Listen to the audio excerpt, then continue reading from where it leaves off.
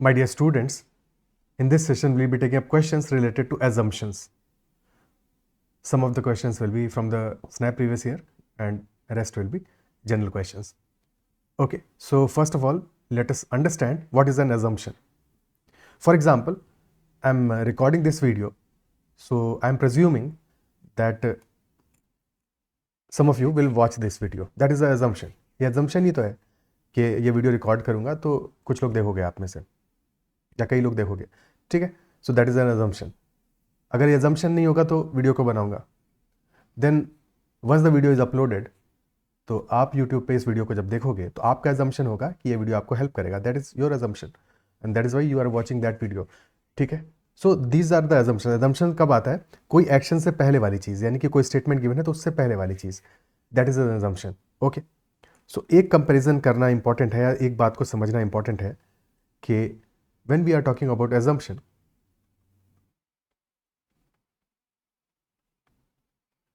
so if the statement is given or paragraph is given, whatever is given,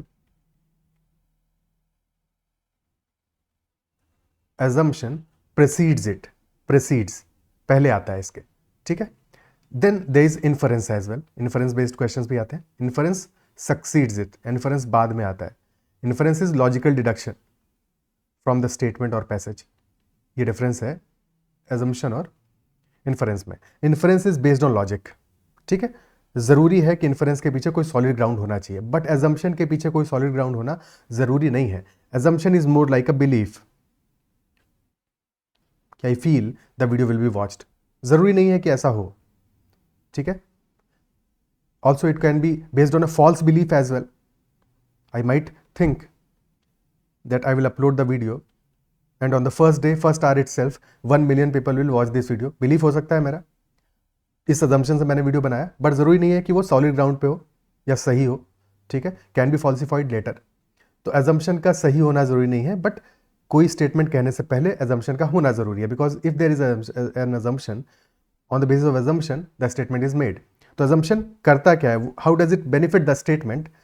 First thing it does कि ये simplify करता है situation को, यानी कि जो चीज़ें स्टेटमेंट में नहीं कही जा रही हैं, those things are generally assumed, ठीक है. पीछे एज्यूम की जा रही है, उसके बेसिस पे स्टेटमेंट कहा जा रहा है. So that is one thing. Second चीज क्या करता है कि it can also lead to inconsistencies.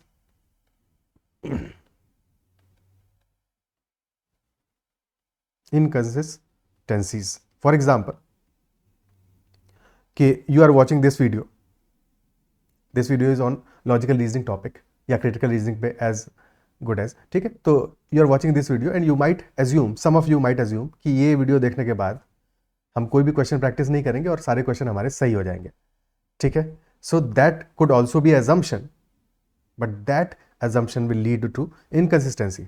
Because अगर सिर्फ वीडियो देखोगे और प्रैक्टिस नहीं करोगे तो काम नहीं चलेगा, ठीक है. बेनिफिट नहीं करेगा. या खुद हर एक क्वेश्चन में पॉज करके खुद से नहीं सोचोगे तो बेनिफिट नहीं करेगा सिर्फ सॉल्यूशन देखने से, ठीक है. सो assumption is like a belief. It is not a true statement. It is subject to verification, and on verification it might fail. But as long as we are assuming something, ठीक है, we are saying a statement, there has to be an assumption. एक assumption उस statement को कहने की ताकत देता है, रीजनिंग देता है, ठीक है, कि स्टेटमेंट कहा जा सकता है. और अब एग्जाम्पल से समझते हैं कि कैसे हम चीज़ों को अप्रोच करेंगे एजम्पशन के बेस पे. जनरली जो क्वेश्चंस आएंगे एजम्पशन पे, इम्प्लिसिट हो सकता है एजम्पशन, ठीक है, और एक्सप्लिसिट होगा, यानी कि अगर कोई चीज़ कह रहा है कि एक्सप्लिसिट है यानी कि साफ साफ क्लियरली स्टेटेड है, दैट इज नॉट इम्प्लिसिट. और जो इम्प्लिसिट है दैट इज नॉट स्टेटेड, कहा नहीं गया है बट इट इज देयर. तो assumption के बारे में बात कर लेते हैं. फर्स्ट क्वेश्चन लेते हैं आज का. First question is saying it is desirable to put the child in school at the age of 5 और सो. तो इट इज डिजायरेबल, ऐसा होना चाहिए कि we put the child in school at the age of 5 और so. What can be the assumption behind this statement? Desirable है मतलब क्या है कि if we are putting the child in school at the age of 5 और so, that means we are implying, we are assuming that child will be able to grasp the knowledge or whatever is being taught. in the school. If he is not going to understand that, then what's the point of putting the child in school? Isn't it so? तो it is desirable से पहले एक assumption ये ज़रूर है हमारा कि अब बच्चा पढ़ने लायक हो गया है, वो थोड़ा बहुत पढ़ लेगा, अब वो समझेगा स्कूल में अगर उसको भेजा जाएगा तो. Isn't it so? ठीक है. So that kind of development is there. Starting हो गया है उसका. मतलब कि बच्चे को 2 साल की एज में भेज दोगे तो कुछ नहीं समझेगा वो, 1 साल की एज में भेज दोगे नहीं समझेगा.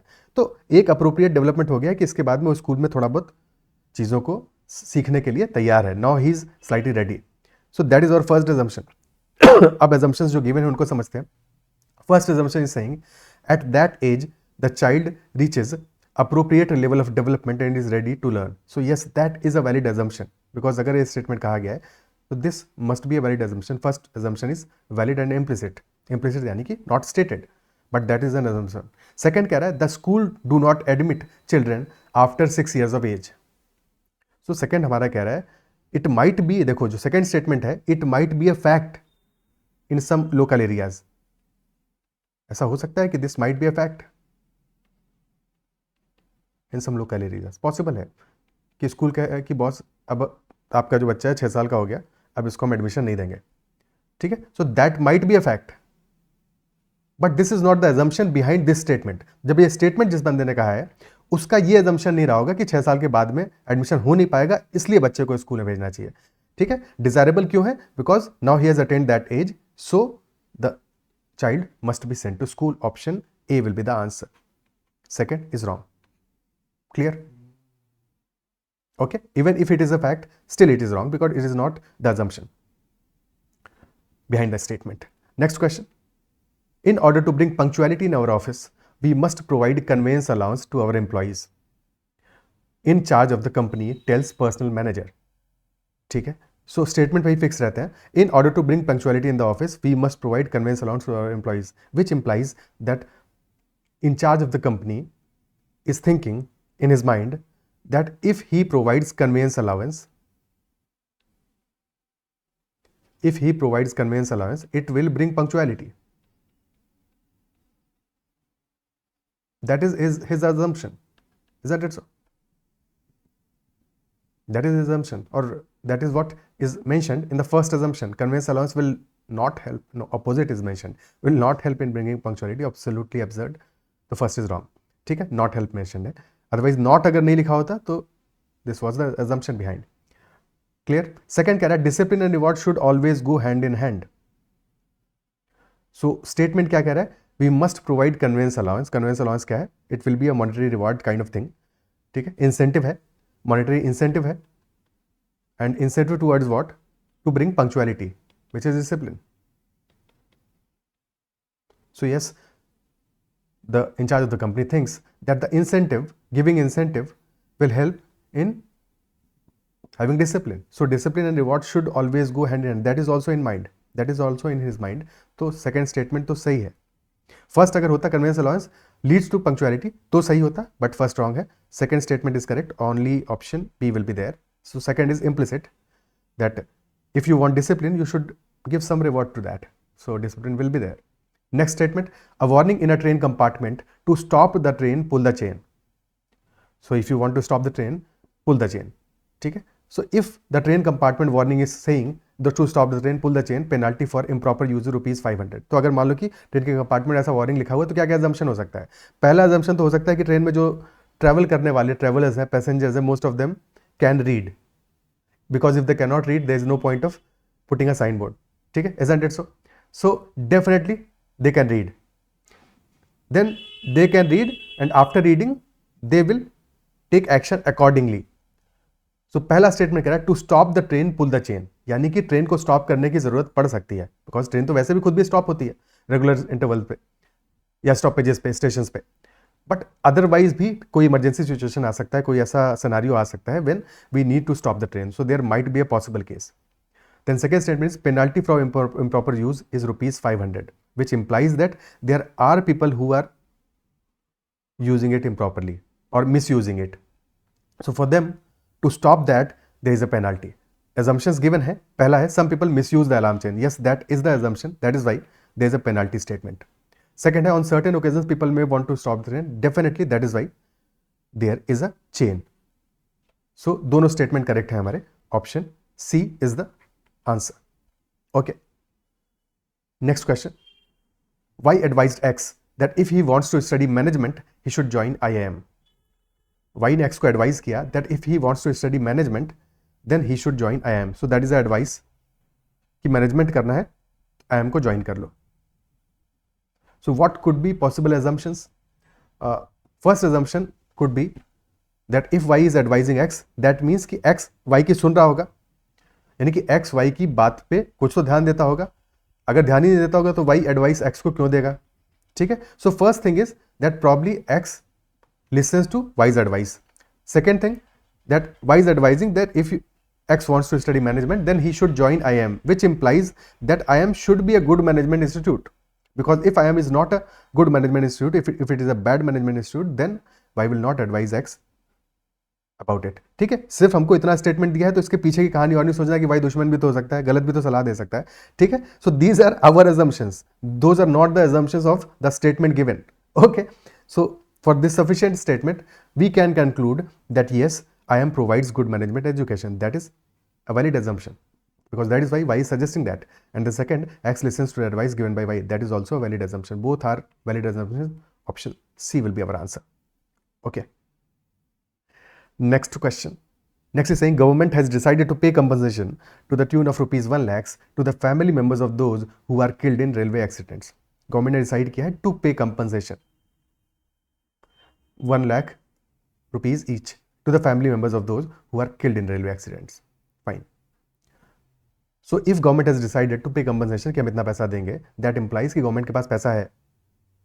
भाई फॉरेन गवर्नमेंट से उधार लेके तो नहीं देगी, ठीक है। सो या किसी स्टेट और स्टेट की गवर्नमेंट से उधार लेके तो पैसा कंपनसेशन नहीं देगी मोस्ट प्रॉब्ली। तो definitely if government is deciding to pay compensation तो government has that much money, government has that much fund. तो assumption 1 is correct. Second assumption, there may be reduction in incidents और railway accidents in near future. हमारा statement क्या कह रहा है, government ने decide किया to pay compensation to those who are killed in railway accidents.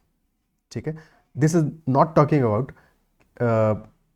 Any course corrections or anything related to कि कुछ इंक्वायरी बिठाया है या कोई एक्शन ऐसा लिया है जिसकी वजह से कि in the future accidents will lesson. So definitely इस स्टेटमेंट का कहीं से भी कोई लेना देना नहीं है कि एक्सीडेंट्स में कोई कमी आएगी या नहीं आएगी। It is only talking about compensation. तो second is out of scope, out of scope. ठीक है, कोई सेंस नहीं बनता। Second is not the assumption behind it. कमी आए या ना आए, this is what the government has decided to pay compensation. ठीक है, so it's not related to what is being said in second statement. Option A is the answer. Next statement is the bridge was built at the cost of rupees 128 crores and even civil bus service is not utilizing it. What a pity to see it grossly underutilized. A citizen's view on a new flyover linking east and west sides of a suburb. So in the statement the citizen is saying the bridge was built at the cost of rupees 128 crores. So this is the cost that he's mentioning, fine. And even civil bus service is not utilizing it. So he is saying that at least कम से कम कुछ तो कोई तो utilize करता। Even civil bus service is also not utilizing the bridge. What a pity to see it grossly underutilized. So his concern is what? That the bridge is grossly underutilized. ठीक है, proper इसका use नहीं हो रहा है जो कि होना चाहिए। ठीक है, even the civil bus service is also not utilizing it. First assumption क्या है, the building of such bridges does not serve any public objective. Is that what the statement is saying? The statement is saying that the bridge has been grossly underutilized, so it should be utilized. That is what he means. Assumption that building of such bridges does not serve any public objective. It is very extreme and it is not what is being said. ठीक है, एक चीज जो हमेशा assumptions में भी ध्यान रखना है या कहीं पे भी इन जनरल क्रिटिकल रीजनिंग में कि जब भी एक्सट्रीम स्टेटमेंट्स हो कि कोई मतलब नहीं है, कोई काम के नहीं है, सारे बेकार हैं वगैरह वगैरह, कोई भी स्टेटमेंट किसी भी डायरेक्शन में हो जो कि एक्सट्रीम स्टेटमेंट है, ठीक है, एक्सट्रीमली पॉजिटिव, एक्सट्रीमली नेगेटिव, तो ऐसे स्टेटमेंट्स को अवॉइड करना चाहिए। वो ना तो एजम्पशन हो सकते हैं ना तो इन्फर, मतलब वो किसी भी तरह के आंसर में फिट नहीं बैठते, because answer has to be balanced in general. ठीक है, सो यहाँ पे एजम्पशन क्या करें, building of such bridges does not serve any public objective. How do we know that it does not serve any public objective? Citizen ने तो ऐसा कुछ भी नहीं कहा है, उसने ये कहा है कि ये जो ब्रिज बना है it is grossly under utilize, इसको यूटिलाइज होना चाहिए, ये उसने कहा नहीं है, बट इसका मतलब यही है कि it should be utilized because it is not utilized yet, जबकि इस पर इतना कॉस्ट लगाया हुआ है। ठीक है, so first is not a valid assumption। Second कह रहा है there has to be some accountability and utility of the money spent on public projects. ठीक है, सो it is not being utilized, so definitely there has to be some utility that is there. Okay, and what a pity that this is underutilized, so definitely second statement हमारा implicit है इसमें कि there has to be some accountability and utility of money spent because so much money has been spent and it is so much underutilized, so those things should be connected. If so much money has been spent, ठीक है, then there has to be some utility, and if there is no utility then so much money should not have been spent. ठीक है, both things should be connected कि हमने जो expenditure किया है that should be connected with utility, and this is not what is happening in this case, this is what the citizens view is कि this is not connected in this particular case, so there has to be some accountability and utility of the money spent. Option B is the correct answer. Next, the human body produces vitamin D when exposed to sunlight. Produce करती है, ठीक है, human body produces vitamin D when exposed to sunlight, that is the statement. First assumption कह रहा है the human body will have vitamin D even if it is not consumed by food. Second statement is saying a large portion of the global population suffers from vitamin D deficiency. तो second statement का तो दूर दूर तक कहीं पर जिक्र ही नहीं है। nowhere in the statement it is being said कि ग्लोबल पॉपुलेशन का क्या सिनारियो है, विटामिन डी डेफिशिएंसी है नहीं है। So second statement is completely out of scope, does not make sense, out of scope पूरी तरह से। ठीक है, फर्स्ट स्टेटमेंट कह रहा है human body will have vitamin D even if it is not consumed by food. तो since human body is producing vitamin D when exposed to sunlight, so human body will still have vitamin D even if it is not consumed by food. तो first is correct, first is correct. ठीक है, though it is slightly on the shakier grounds, because shakier grounds in the sense because this is not exactly an assumption of the statement, not exactly an assumption. So this is correct but not exactly an assumption because this is more like कि human body produces vitamin D when exposed to sunlight. So this implies that human body will have vitamin D even if it is not consumed via food. ठीक है, it is not being said, so this is implicit, that is fine. ठीक है, so this is a correct assumption but on a shakier grounds, मतलब कि 100% हम नहीं कह सकते, 80-90 टाइप है। क्लियर है, तो ऑप्शन ए हमारा आंसर हो जाएगा बिकॉज गलत नहीं है, this is not a wrong statement as such, not even a wrong assumption but not 100% comfortable with that answer. Clear है। अच्छा, इस स्टेटमेंट में एक चीज़ और है जो ध्यान देने वाली है कि इस स्टेटमेंट हमारा एजम्पशन हमारा कह रहा है the human body will have vitamin D even if it is not consumed by a food, but ये नहीं कह रहा है कि enough vitamin D होगा। ओके, ये नहीं कह रहा enough होगा, ये कह रहा है कि होगा, बहुत थोड़ा भी हो सकता है कि लेट अस से हमको 100 माइक्रोग्राम्स विटामिन डी चाहिए था, this is just a random value, और हमारी बॉडी में 10 माइक्रोग्राम बन गया, तो सफिशिएंट नहीं है पर इतना है, तो अगर हम खाना नहीं भी खा रहे हैं तब भी। Is it clear? So enough के बारे में बात नहीं कर रहा है, तो अगर यहाँ पे इनफ वर्ड ऐड हो जाता तो ये स्टेटमेंट हमारा गलत हो जाता, ये एजम्पशन हमारा गलत हो जाता। ठीक है, इनफ के बारे में बात नहीं है, but yes there will be vitamin D because it is being produced when exposed to sunlight without the food. ठीक है, फोटोसिंथेसिस थोड़ी हो रहा है। Next question, next statement is saying the concession in rail fares for the journey to hill stations has been cancelled. तो there was a concession in rail fares for the journey to hill stations, but that has been cancelled now. Why? Because it is not needed by people who can spend their holidays there. बिल्कुल सही बात है, जो लोग hill station पर जाके अपने holidays मना सकते हैं उनको कंसेशन की क्या जरूरत है? हाँ, why should we give concession to them? तो that is why it has been cancelled. Okay, first assumption है railway should give concession only to needy persons. Yes, that is a valid assumption कि जिसको जरूरत ही नहीं है उसको concession क्यों देना है, because that is the logic behind it.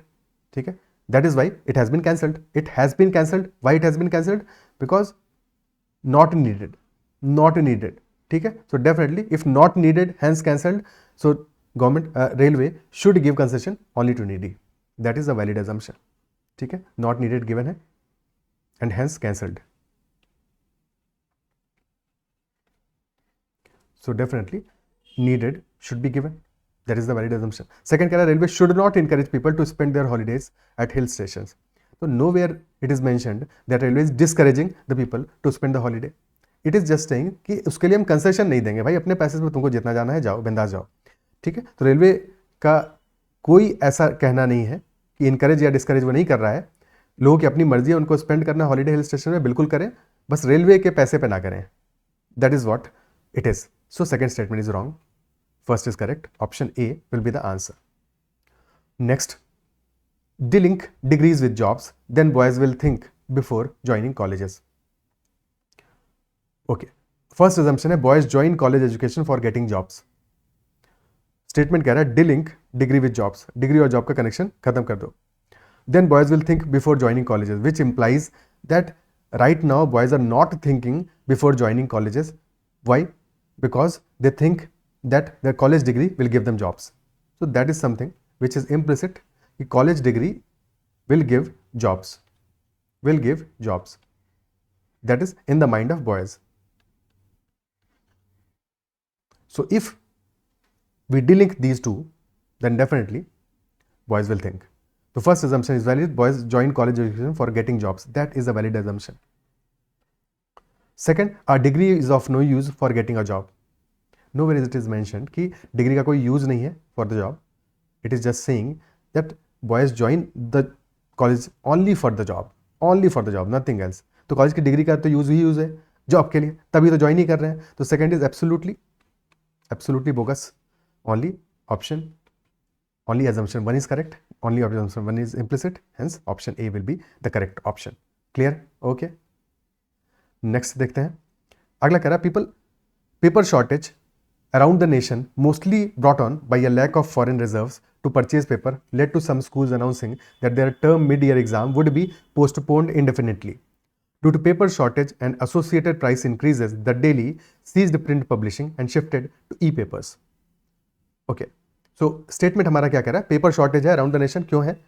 Mostly brought on by a lack of foreign reserves. So there is a lack of foreign reserves to purchase paper. That is the basic reason behind paper shortage. And this has led to some schools announcing that their mid-term or end-term exams would be postponed. So exams are postponed indefinitely. And due to paper shortage and associated price increases, Daily ने भी, The Daily कोई newspaper होगा, that ceased print publishing and shifted to e-papers. Fine. First assumption is saying irregularity in supply of wood fibers is being caused by rising competition for material from a variety of industries including building, textile and energy. So पहली चीज़ तो ये है कि इतना technical assumption, ठीक है. और basically क्या स्टेटमेंट हमारा क्लियरली कह रहा है क्यों हुआ है paper shortage? Paper shortage is due to lack of foreign reserves. Foreign reserves होते तो पेपर परचेज कर लिया जाता. सो ये जो कहानी है irregularity in supply of wood fibres, rising competition, इसका कोई मतलब नहीं है. This is not the assumption behind. Clear. Second है the ideal way to administer exams in these situations is digitally. अब ये क्या है? सेकेंड स्टेटमेंट देखने में बहुत अच्छा लग रहा है और अच्छा स्टेटमेंट है भी कि डेफिनेटली अगर पेपर शॉर्टेज है, पेपर पे हम एग्जाम ले नहीं सकते, एग्जाम को पोस्टपोन किया हुआ है, कितना पोस्टपोन करेंगे? So ideal way to administer exams in these situations is digitally, that is right, but that is not the assumption. Assumption is what comes before the statement, not what comes after the statement. So पहले नहीं आया होगा, ये बाद में आएगा, ठीक है. सो अगर इसकी वजह से हम कुछ और भी स्टेटमेंट इन्फॉर्मेशन गिवन होता, ठीक है, this is not, definitely not the assumption, this is not the precursor to the statement, ठीक है, not a precursor to the statement. तो this is also wrong. Option D is the answer. क्या ये बात clear है? ठीक है कि second statement sounds right,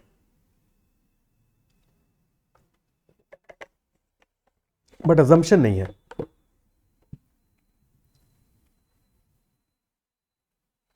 next question देखते हैं. Next is the paragraph based question types. So if a person chooses to walk rather than drive, there is one less vehicle emitting pollution into the air than there would be otherwise. अगर drive करने के बजाय walk करेगा तो definitely there will be one less vehicle emitting pollution. Therefore, so conclusion draw किया है यहाँ से, if people would walk whenever it is feasible for them to do so, the pollution will be greatly reduced. ठीक है. Therefore क्या है? Conclusion क्या है? If people would walk whenever it is feasible for them, pollution will be greatly reduced. और क्यों होगा? Because if people choose to walk rather than drive, तो एक लेस व्हीकल हो जाएगा, एक लेस व्हीकल होगा, कम पॉल्यूशन होगा. क्वेश्चन कह रहा है which of the following is an assumption on which the argument depends. So अगर एक अजम्पशन है इनमें से, नीचे दिए हुए स्टेटमेंट्स में से, जिन पे कि आर्ग्यूमेंट डिपेंड करता है, दैट एम्प्लाइज कि अगर उस अजम्पशन को हम हटा दें तो आर्ग्यूमेंट फेल हो जाएगा. I repeat, if there is an assumption on which the argument depends, यानी कि आर्ग्यूमेंट क्या है, एक assumption के ऊपर खड़ा हुआ है. There is assumption which is base line, ठीक है, विच इज बेस या ग्राउंड या foundation,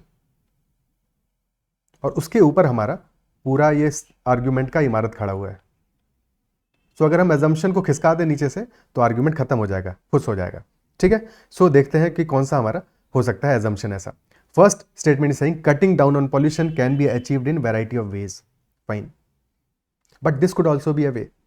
so that is not the assumption on which the argument depends. Option A is not the correct on the correct lines, because cutting down on assumption pollution can be achieved in variety of ways, fine, but this could also be a way. This is also a way. So और तरीकों से कर सकते हैं का ये मतलब नहीं है कि इस तरीके से नहीं करना है. Taking public transportation rather than driving is not always feasible. Taking public transportation rather than driving is not always feasible. Okay, fine.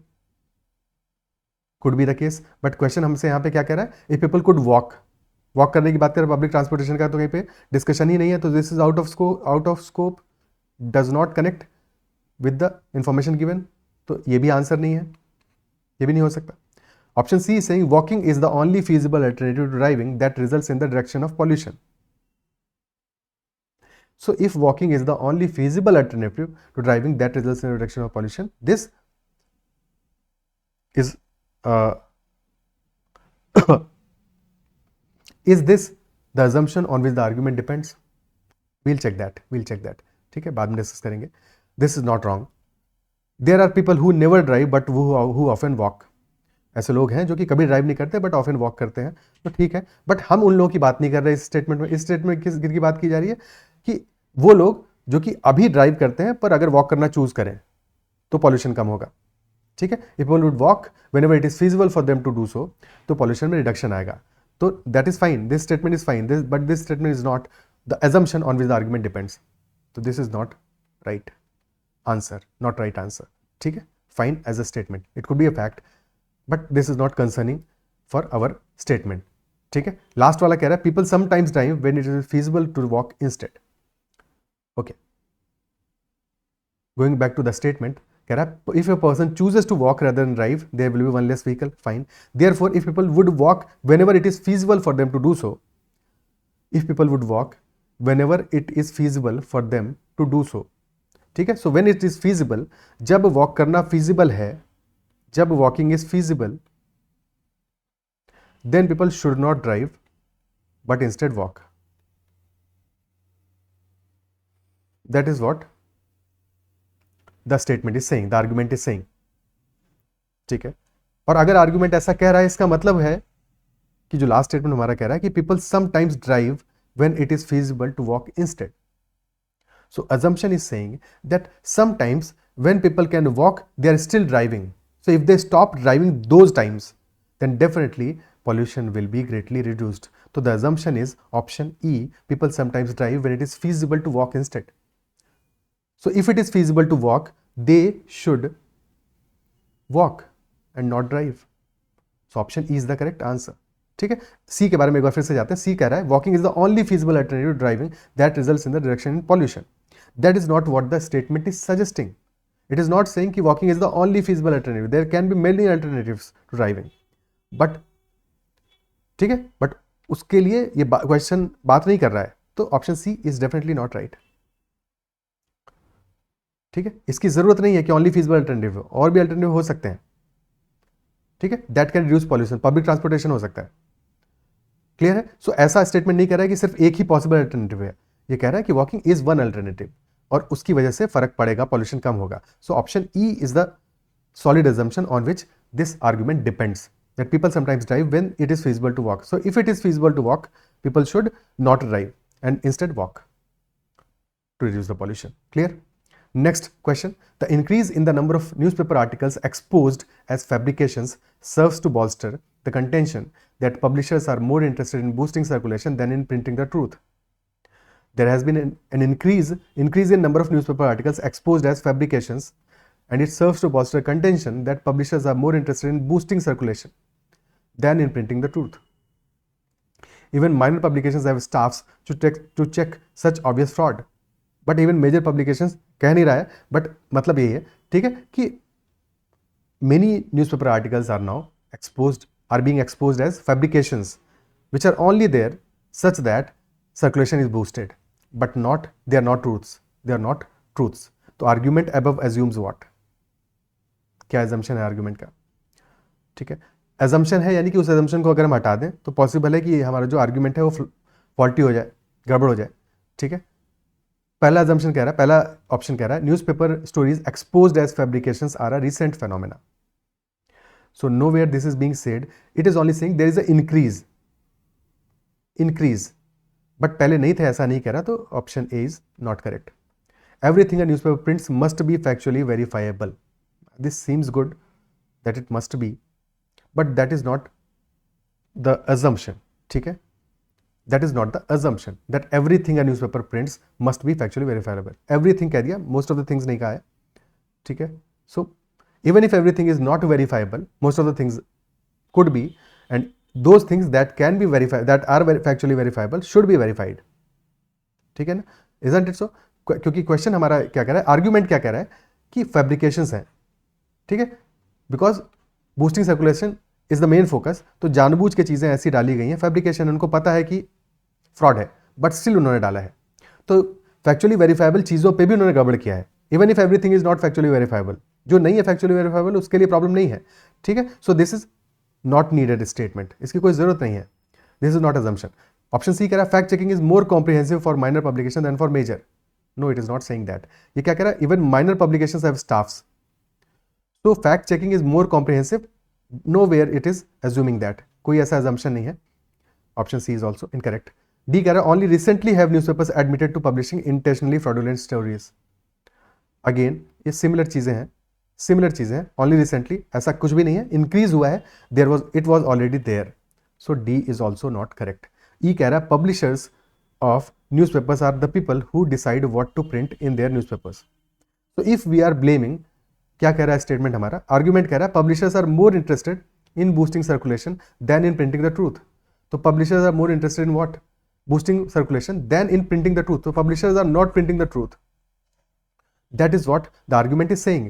So publishers of the newspaper are the people who decide. Because if they do not decide what to print, then how can the statement argument say that publishers are not printing the truth or less interested in printing the truth? So if the argument is saying that publishers are less interested in printing the truth, that implies that if they are interested, तो जो newspaper में print होगा वो उनके through ही decide होगा. Because अगर नहीं हो रहा डिसाइड तो मतलब ही क्या है. So definitely that is the assumption. Option E should be the correct answer. ठीक है, option E should be the correct answer. And as I already stated for option B that everything का, हर चीज़ का वेरीफाइबल होना कोई ज़रूरी नहीं है इस स्टेटमेंट के लिए, इस आर्ग्यूमेंट के लिए. ठीक है, even if most of the things are, that is also fine. Even if some of the things are, that is also fine, because उनके बारे में बात कर रहा है. ठीक है, और क्लियर है. Next question. Exposure to certain chemicals commonly used in elementary schools as cleaners or pesticides causes allergic reactions in some children. Exposure to certain chemicals commonly used in elementary schools such as cleaners or pesticides causes allergic reactions in some children. Elementary school nurses in Renston report that proportion of school children sent to them for treatment of allergic reaction to those chemicals has increased significantly over the past 10 years. So there is an increase in proportion of school children, ठीक है, sent to treat for allergic reactions to the chemicals. Okay, therefore either instance school children have been exposed to greater quantities of chemicals or they are more sensitive to them than school children 10 years ago. Which of the following is an assumption on which the argument depends?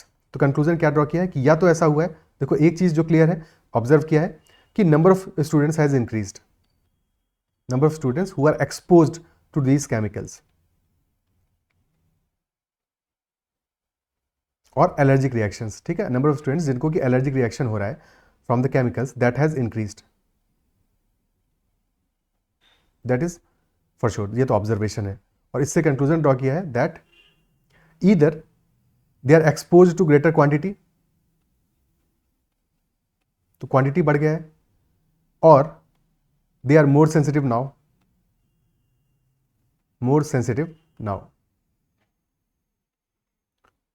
और हमें answer वो option find out करना है which of the following is the assumption on which the argument depends, जिसको अगर हम हटा दें, जिस अजम्पशन को हम हटा दें तो आर्ग्यूमेंट हमारा फ्लॉड हो जाए।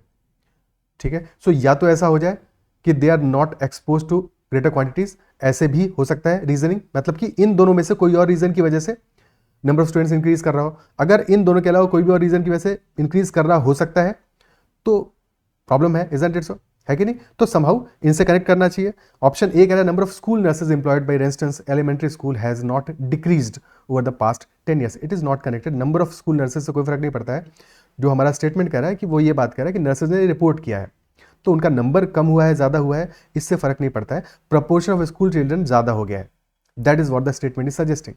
The number of school nurses is not relevant. Option B कह रहा है children who are allergic to the chemicals are no more likely than other children to have allergies to other substances. Children who are allergic to the chemicals are no more likely than other children to have allergies to other substances. अभी other substances के बारे में तो कहीं कोई बात ही नहीं हो रही है, सारी बात हो रही है सिर्फ और सिर्फ केमिकल्स के लिए ही। तो इस स्टेटमेंट का भी एजम्पशन होना कोई ज़रूरी नहीं है। This is not really needed because सिर्फ और सिर्फ बात क्या हो रही है, allergic reactions to those particular certain chemicals. ठीक है, अदर सब्सटेंसेस से कोई लेना देना नहीं। नेक्स्ट ऑप्शन सी कह रहा है children who have allergic reactions to the chemicals are not more likely to be sent to a school nurse now than they were 10 years ago। Children who have allergic reactions to chemicals are not more likely to be sent to a school nurse। What does that mean? कि 10 years ago number of children with allergic reactions coming to elementary school nurses was less, now it is higher। ठीक है, it could be due to exposure to more quantity which is being mentioned in the passage, it could be because now the students are more sensitive, school children are more sensitive, possible। But option C कह रहा है हमारा that ऐसा नहीं होना चाहिए कि now the children are more likely to be sent to school nurse than 10 years ago। यानी कि अब जो है, पहले क्या होता था, पहले स्कूल नर्सेस को भेजने का लाइकलीहुड कम था और अब लाइकलीहुड बढ़ गया है, इसलिए नंबर बढ़ गया है। So if that is so, अगर लाइकलीहुड बढ़ गया है नर्सेस के पास एलर्जिक रिएक्शन के बाद में चिल्ड्रन को भेजने का, तो डेफिनेटली नंबर इंक्रीज करेगा विदाउट एक्चुअल नंबर इंक्रीजिंग। कि एक्चुअल नंबर फॉर एग्जांपल कि पहले हमारे 100 स्टूडेंट्स एक्सपोज हुए थे, ठीक है, एलर्जिक रिएक्शन 100 स्टूडेंट्स को हुआ था और अब हो रहा है 80 स्टूडेंट्स को, पर पहले इन 100 में से लेट अस से 40 स्टूडेंट्स नर्सेस के पास गए, रैंडम एग्जांपल है, रैंडम नंबर है, ठीक है, बट अब 60 जा रहे हैं, तो डेफिनेटली नंबर इंक्रीज किया है, but actual number, absolute number तो इंक्रीज नहीं किया है ना, वो तो डिक्रीज किया है इंस्टेड, या सेम भी रहता तो भी हमारा जो नंबर इंक्रीज किया वो सिर्फ और सिर्फ नर्सेस के पास जो बच्चे जा रहे हैं उनका नंबर इंक्रीज किया। अगर ऐसा है तो हमारा स्टेटमेंट पूरा का पूरा गड़बड़ हो जाएगा, जो कंक्लूजन है वो गलत हो जाएगा फिर उस केस में। तो definitely the assumption should be that ऐसा नहीं हुआ होगा, that children who have allergic reactions to the chemicals are not more likely to be sent to a school nurse now than they were 10 years ago। So definitely this is the assumption, this is the valid assumption on which the whole argument depends। Is it clear? ठीक है, सो सी should be the answer. हालांकि D को अभी check नहीं किया है, D को भी चेक कर लेते हैं बिकॉज हमें बेस्ट अजम्पशन देना पड़ेगा। ऑप्शन डी कह रहा है chemicals are not commonly used as cleaners of pesticides in houses and apartment buildings in Renston. So definitely this is saying chemicals are not commonly used. Okay, what if they are commonly used?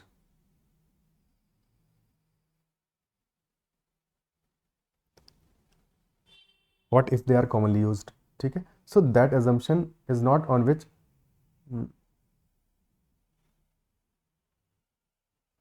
no this is not the assumption। why not? because chemicals, इसके बारे में कोई भी बात नहीं की जा रही कि हाउसेज में, अपार्टमेंट्स में, बिल्डिंग्स में वो पहले यूज होता था, नहीं होता था, अब होता है कि नहीं होता है। So this is not what the statement is connected with. Argument हमारा कनेक्टेड है कि एलिमेंट्री स्कूल्स में यूज होता है, उससे एलर्जिक रिएक्शन बच्चों को हो रहा है और अब प्रपोर्शन जो है वो इंक्रीज कर रहा है। सो इट इज नॉट कि क्लीनर्स या पेस्टिसाइड्स की तरह वो केमिकल्स हाउसेज में यूज हो रहे हैं कि नहीं हो रहे हैं, अपार्टमेंट में यूज हो रहे हैं कि नहीं हो रहे हैं, पहले होते थे कि नहीं होते थे, बिकॉज कहीं पे भी ना पास से कनेक्शन है उसका, ना प्रेजेंट से कनेक्शन है। This is not connected at all, because houses में बात हो रही है। ठीक है, और कहीं पे भी मेंशन नहीं है कि हाउसेज में यूज होता था, नहीं होता था, पास्ट के लिए भी मेंशन नहीं है। So this is absolutely not connected, this is not the valid assumption. Option C will be our answer.